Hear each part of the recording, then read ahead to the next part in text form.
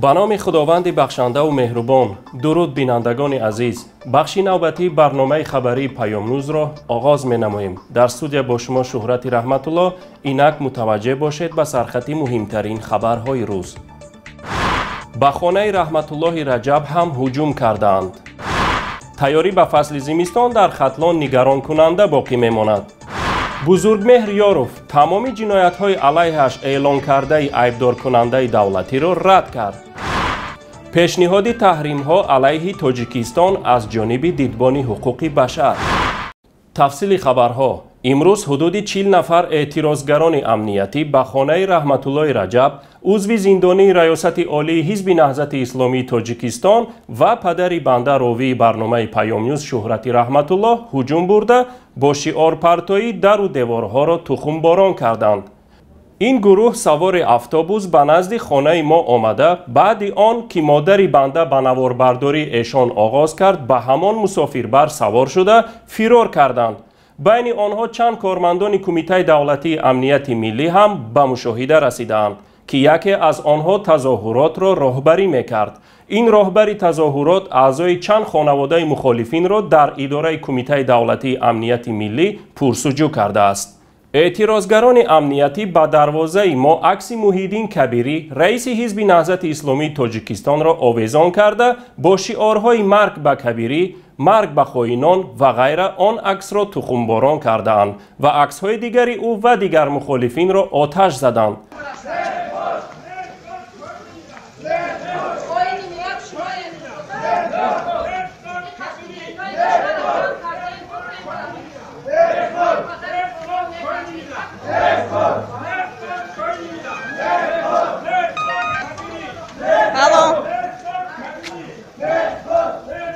بعد رفتن آنها مادر عزیزی بنده مجبور شد دروازه خانه را از اثر تخم و کوچه ها را از خاکستر و نیم سوخته های عکس و پلاکت ها تازه کند.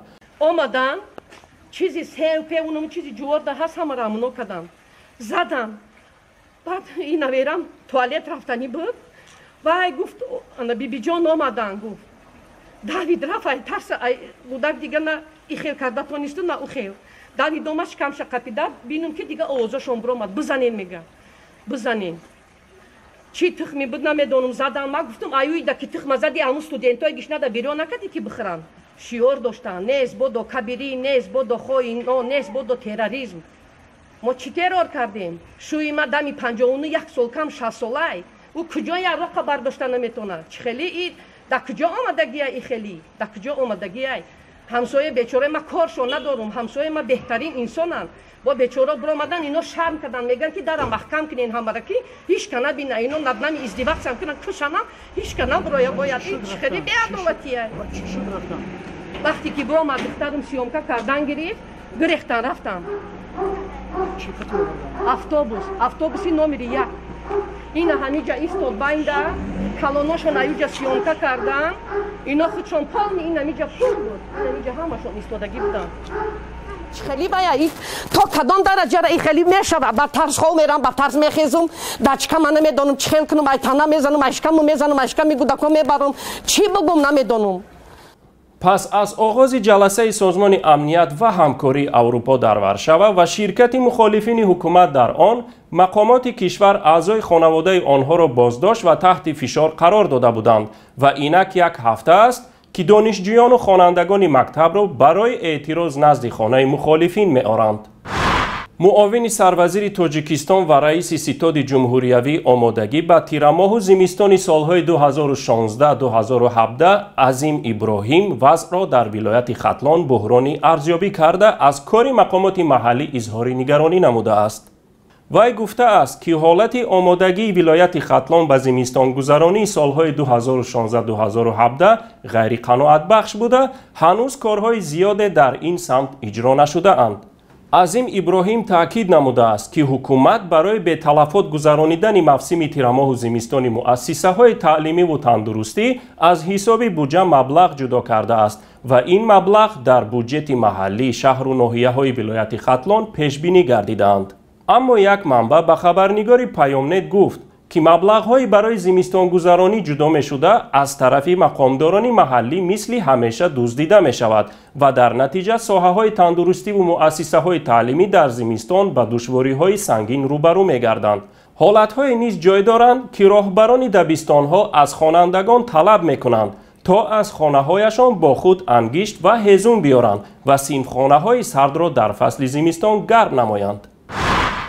بزرگمهر یاروف، وکیل دفاع بازداشت شده تاجیک، امروز 27 سپتامبر ضمن سخن نهایی‌اش در دادگاه دوشنبه دعوای ایبدار کننده دولتی را به اساس خوانده گفت: محض در پی چنین اتهام‌های ساخته زمان بزرگان ملت به مانند شیرینشاه شاه تیمور و نصرت الله مخصوم حکم قتل گرفتند. یاروف حین سخنرانیش اظهار داشته است که دوام فعالیتش در هزارها پرونده اشتراک نموده 15 سال اخیر توسط وسایط اخبار عامه دولتی برآمدها می‌کرده است و باره هم نشانه از افراطگرایی در فعالیتش ثبت نشده است. یاروف تاکید نموده است که عزمش برای حمایت از اعضای بازداشت شده حزب نهضت اسلامی تاجیکستان رسالت وکیلیش بوده، هیچ رابطه دیگر در میان نیست. او گفته است: من از اول به برقرار شدن عدالت در پرونده شبهه داشتم.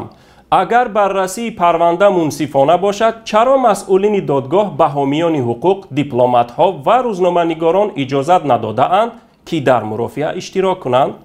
این در حال است که مسئولین دادگاه شهر دوشنبه بعد ظهر 27 سپتامبر نگذاشتند که روزنامه‌نگاران، نمایندگان سازمان امنیت و همکاری اروپا و دیپلمات‌های خارجی سخنان آخرین وکیلان بازداشت شده نوریدین محکموف و بزرگمهر یاروف را در مرافعه شنوند.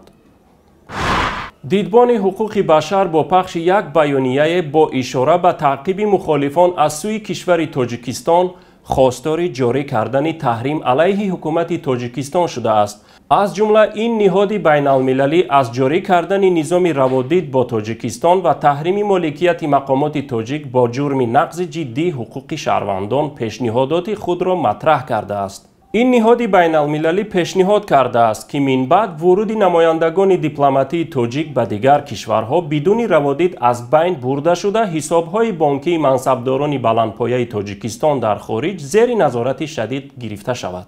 دیدبان حقوق بشر در این بیانیه از نقض حقوق مخالفان حکومت تاجیکستان از جمله اعضای حزب نهضت اسلامی تاجیکستان، حبس طولانی راهبران آن و جانبداران گروه 24 که در تاجیکستان سازمان تروریستی اعلام شده اند اظهار نگرانی کرده است. در بیانیه این نهاد همچنین از طلب 25 سال زندان به بزرگمهر یاروف، ادوکات معروف تاجیک، حبس ادوکات شهرت قدرتوف و پسران ادوکات اسحاق تبروف نیز اشاره شده است. به نام خداوند بخشنده مهربان. خب مشخص است در هر کجایی که کشورهایی که ظلم صورت میگیرد و دیکتاتور به حد اعلا میرسد و حقوقهای مردم به حد زیاد زیر پا گذاشته میشوند، سازمان‌های بین المللی، کشورهای پیشرفته و مخصوصاً سازمان‌هایی که در آنها این کشورها در آنها امضا گذاشته‌اند در سندهای اون سازمان‌ها یک سلسله تحریم‌ها یا اقداماتی را روی دست میگیرند که اون کشورها را با اون کشورها فشار بیارند تا دست از ظلم و دست از این تهدید مردم خود بردارند و حقوق‌های مردم را با آنها برگردانند. ما در مثال این در کشور کره شمالی مثلا میتوانیم ببینیم که امروز در چنین یک حالت گرفتار است، یا اینکه بعضی در گذشته هم بعضی کشورهای دیگر بودند که همچنین یک تحریم‌های به سر آنها آمده بود. اما مهم در اینجا یک چیز است. در قضیه تاجیکستان تمام مخالفانی که امروز این حضور دارند و واقعا هم دیکتاتور و جنایت‌های رژیم رو نسبت به مخالفانشان به جامعه جهانی بیان کردند، همه اونها طرفدار اینند که تنها مقامات مجازات شوند و مورد تحریم قرار بگیرند، نه ملت تاجیک و کشور ما. به این معنا که خواسته اکثر مخالفین این است که تمام مسئولینی که در این شکنجه ها، در این ظلم ها، در این استبداد دست دارند، اونها تحریم شوند، حساب های بانکی آنها بسته شود، آنها در سفر آنها به کشورهای خارجی محدود کرده شود، فرزندانشان اگر در کشورهای خارجی در حال تحصیل هستند اخراج کرده شوند و یا اینکه به گونه مثلا محدودیت ها برای اونها هم صادر کرده شود برای خانواده هاشون و مستقیما به همون منصبدارانی که در این جنایت ها و این ظلم ها دست دارند و این به نظر می رسد سازمان های بین المللی هم الکی در فکر این هستند، چون که هرچی توصیه پیشنهاد یا اینکه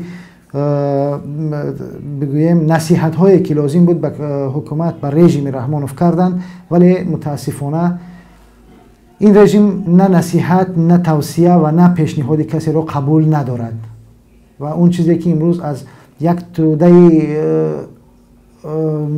به اصطلاح اختیاری یا اینکه همون امنیتی ها یک گروهی را تشکیل کردن و در نزد خانه های مردم رفته در میزنند، سر و صدا میکنند و این چیزها رو میگویند، همه این بیانگر چیست؟ بیانگر همین است که حکومت رحمان دیگر به هیچ توصیه، پیشنهاد یا اینکه نصیحت گوش دادنی نیست و کسانی در این حکومت هستند که میخواهند با وجود تمام این توصیه ها و پیشنهاد ها و راهنمایی های دیگر کشورها تمام معیارها را نادیده بگیرند و حقوق مردم را باز هم از این به بعد پایمال کنند و مردم را در یک حالت بدتر از این نگاه دارند و الا کاری سخت نیست که بیایند زندانیان سیاسی را باز کنند و درها را برای سازمان های بین المللی، سازمان های حقوق بشر در کشور بکشایند تا بتوانند با مردم از نزدیک ملاقات کنند با زندانیان سیاسی و از این تحریم ها خود را نجات بدهند. ولی به نظر می رسد اونها این کار به نفع اونها نیست و برای ادامه قدرتشون حتی اگر این در مقابل این تحریم ها هم باشد به نظر می رسد میخواهند راهشون ادامه بدهند و به توصیه ها گوش ندهند.